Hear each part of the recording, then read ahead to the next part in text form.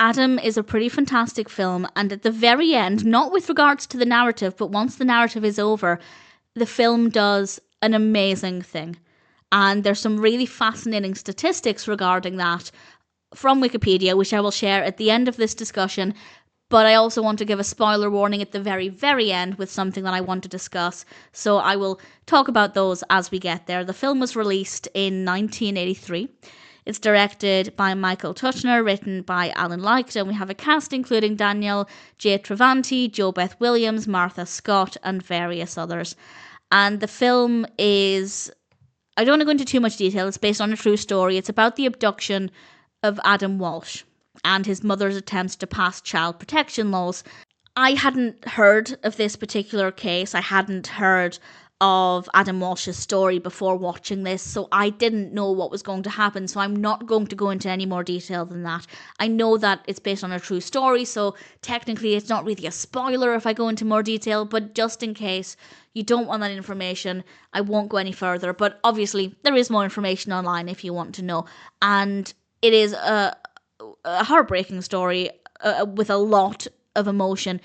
We get to meet Adam at the very beginning, and we get to know him for really a couple of minutes, and then the abduction happens very, very quickly in the film, and immediately it is so intense seeing his mother clearly panicked. They're out in a shopping mall or a department store, and she's obviously very panicked, but she's trying to remain calm, and it's so difficult to watch because it's so powerfully done, and all of this happens immediately in the film, and it becomes so heartbreaking so quickly as his parents are shouting his name, calling out for him, and it's so painful and so powerful and so believable.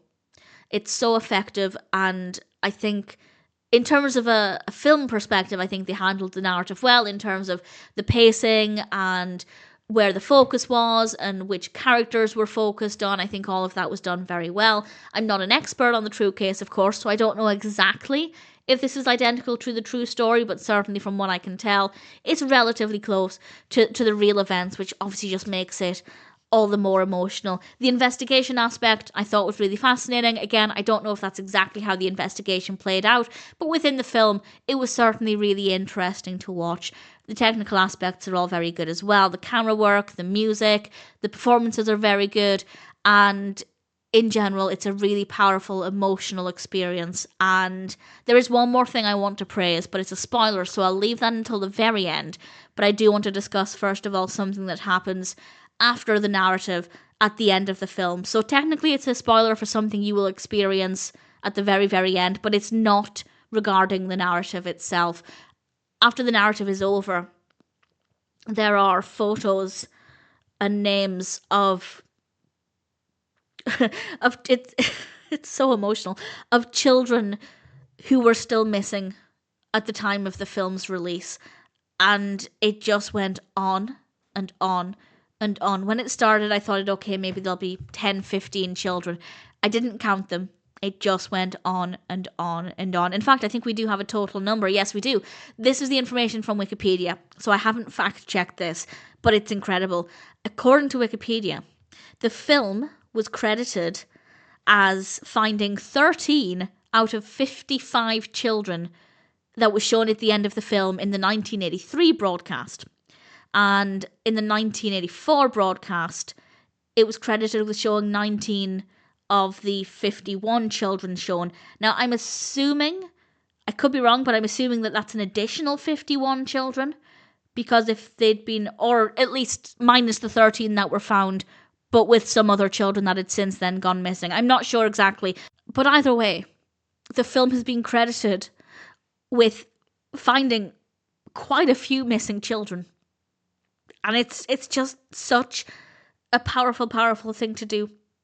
And apparently 2 days after the 1985 broadcast, 5 of 54 missing children had already been found, which was obviously a lovely thing.